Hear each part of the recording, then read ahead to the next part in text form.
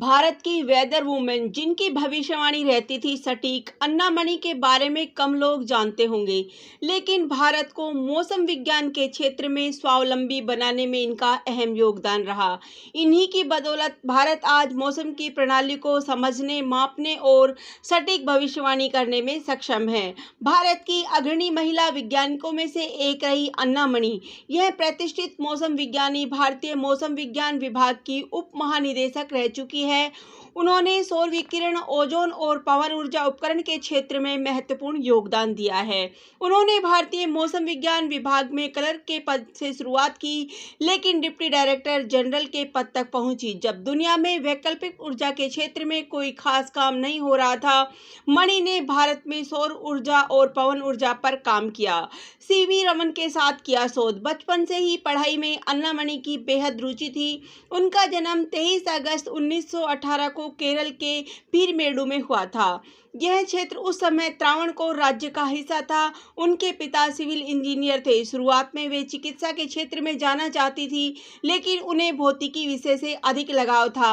यही कारण रहा कि उन्होंने मद्रास, अब चेन्नई के प्रेसिडेंसी कॉलेज से भौतिकी और रसायन विज्ञान में स्नातक की उपाधि प्राप्त की। इसके बाद उन्हें भारतीय विज्ञान संस्थान बेंगलुरु में अध्ययन के लिए छात्रवृत्ति प्रदान की गई। यहाँ उन्होंने नोबेल पुरस्कार विजेता सर सीवी रमन के मार्गदर्शन में हीरे और माणिक के प्रकाशीय गुणधर्मों पर शोध कार्य किया। 1942 से 1945 के दौरान उन्होंने हीरे और माणिक पर 5 शोध पत्र लिखे।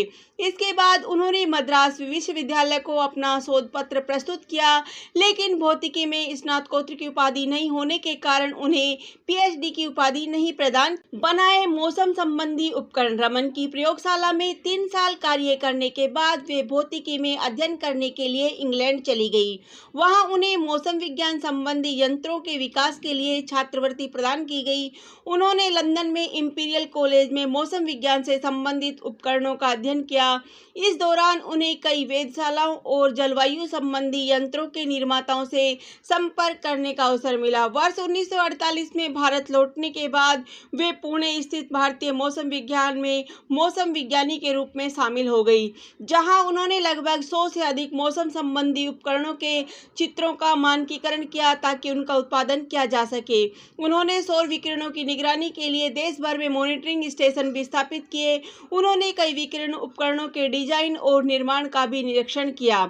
ओजोन सोंडे डिवाइस का डिजाइन। 1960 में मणि ने वायुमंडलीय ओजोन को मापने पर अपना काम शुरू किया। इससे पहले कि दुनिया ओजोन परत के कार्यों को समझ सके, उन्होंने वायुमंडलीय ओजोन को मापने के लिए एक उपकरण ओजोन सोंडे डिजाइन किया। मणि के विलक्षण योगदान को देखते हुए उन्हें अंतर्राष्ट्रीय ओजोन आयोग का सदस्य बनाया गया। इसके बाद 1963 में विक्रम साराभाई भारत के अंतरिक्ष कार्यक्रम के जनक के अनुरोध पर उन्होंने तुम्बा रॉकेट लॉन्चिंग फैसिलिटी में मौसम विज्ञान वेधशाला के साथ इंस्ट्रूमेंटेशन टावर को सफलतापूर्वक स्थापित किया। वे 1976 में भारतीय मौसम विज्ञान विभाग के उप महानिदेशक के रूप में सेवानिवृत्त हुई। बाद में 3 साल के लिए अतिथि प्रोफेसर के रूप में रमन अनुसंधान संस्थान से जुड़ी। उन्होंने बेंगलुरु के नंदी हिल्स में 1 मिलीमीटर वेव टेलीस्कोप स्थापित। इसके अलावा उन्होंने 2 किताबें, the handbook for solar radiation data for India 1980 और सोलर रेडिएशन ओवर इंडिया 1981 भी लिखी, जो आज सोलर टेक इंजीनियरों के लिए मार्गदर्शिका की तरह है। देश भर में 700 से अधिक स्थानों पर हवा की गति को मापने के उनके कार्य ने देश के पवन ऊर्जा के सपनों की नींव रखी। बाद में बेंगलुरु में अन्ना मणि ने एक छोटी सी कार्यशाला शुरू की, जो हवा की गति और सौर ऊर्जा को मापने के लिए उपकरणों का निर्माण करती थी। अपनी पढ़ाई और शोध के लिए समर्पित मणि ने शादी नहीं की थी। वह भारतीय राष्ट्रीय विज्ञान अकादमी, अमेरिकी मौसम विज्ञान सोसाइटी और अंतर्राष्ट्रीय सौर ऊर्जा सोसाइटी आदि की सदस्य भी थी।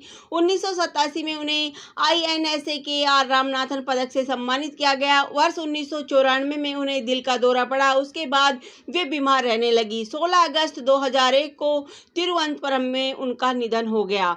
धन्यवाद। जय हिंद, जय भारत।